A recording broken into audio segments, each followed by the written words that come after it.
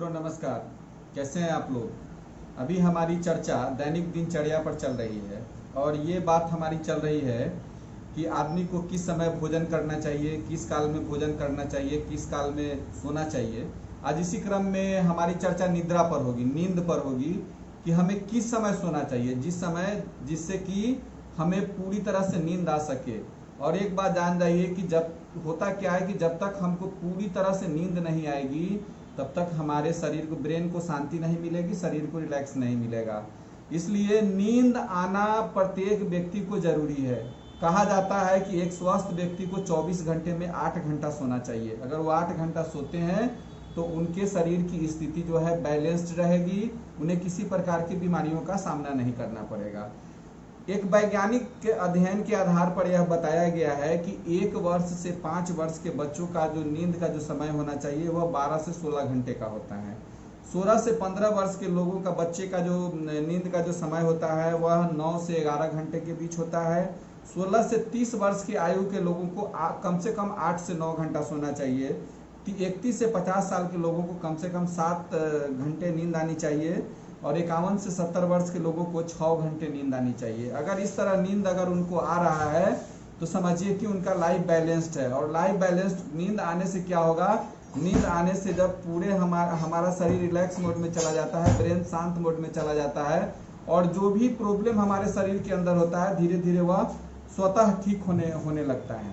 मित्रों, आपको मैंने पहले ही बताया है कि कफ का समय जो होता है शाम को 4 बजे से लेके और उसके बाद जो होता है वह रात के 12 बजे तक होता है, जिसमें कफ का जो काल, जो पहला काल जो मैंने आपको बताया था वह मैंने बताया था आपको कि कफ का जो है कि ये कफ और वात का समय 4 से 6 बजे होता है और कफ और पित्त का समय 6 से 8 बजे होता है और 8 से लेके 12 बजे तक का समय कफ और कफ का होता है। और कफ के काल में जब कफ का समय आता है, अगर आप 9 बजे, 9:30 बजे तक सो जाते हैं, क्योंकि 12 बजे का समय जो होता है वह गहरी निद्रा का समय होता है।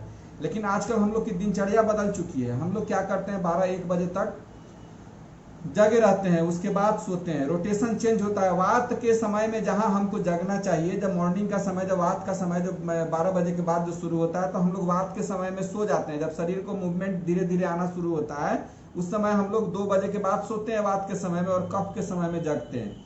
इस स्थिति में हमारी दिनचर्या गड़बड़ हो जाती है। इसलिए इस बात का ध्यान रखना चाहिए कि हमेशा टाइम पे सोने का प्रयास करें और कफ काल का चुनाव ही सोने के लिए करें। और सोने का उपयुक्त समय जो है, ऐसे कफ का समय 8 से लेके 12 बजे तक है, लेकिन आप अगर 9 बजे भी अगर बेड पर चले जाते हैं, 10 बजे तक अगर आपको नींद आ जाती है, तो कम से कम जो 2 घंटा जो समय जो होता है, जो गहरी निद्रा काल का जो होता है, कफ का समय, वह जरूरी है। इससे क्या होगा, अगर ऐसे होता है तो समझिए कि आपके शरीर का विकास उत्तरोत्तर गति से होगा। जितने भी विद्वान महापुरुष हैं या फिल्म स्टार है या और भी लोग हैं, अक्षय कुमार भी बोलते हैं कि हम 3-4 बजे हम जग जाते हैं और जग के हम अपना अभ्यास करना शुरू कर देते हैं। काल का अगर आप निर्धारण और काल का ध्यान अगर आप सही से करते हैं तो आपको किसी भी प्रकार की समस्या नहीं होगी।